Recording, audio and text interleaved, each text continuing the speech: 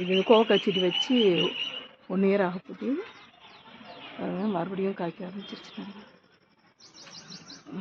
கொடி கட்டுறதுக்கு முன்னாடி நமக்கு காய்க்க ஆரம்பிச்சிருச்சு. இதெல்லாம் தண்ணி நிற்கிது, இதெல்லாம் க்ளீன் பண்ணணும். இங்கே வந்து இட்லி பூச்செடி இருக்குது.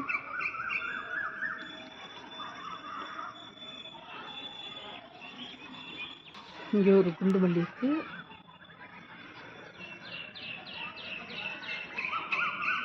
அங்கே ஒரு அடுக்கு மல்லி இருக்கு பாருங்க. அடுக்கு மல்லி அன்றைக்கி தான் நிறைய பூ பறித்தேங்க. நேற்று தான் நிறைய பூ பறித்தேன். இது வந்து நவாப்பழம் இருக்குது.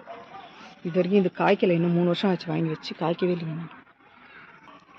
மாதுளம்பழம் நல்லாவே காய்ச்சிங்க. போன வருஷம் காய்ச்சிட்டு எங்களுக்கு ஒன்றும் கிடைக்கலங்க. எல்லாமே அணில் வந்து சாப்பிட்டு போயிடுச்சு. அணில், குருவி இவங்க தான் சாப்பிட்டாங்க. மறுபடியும் காய்க்குது.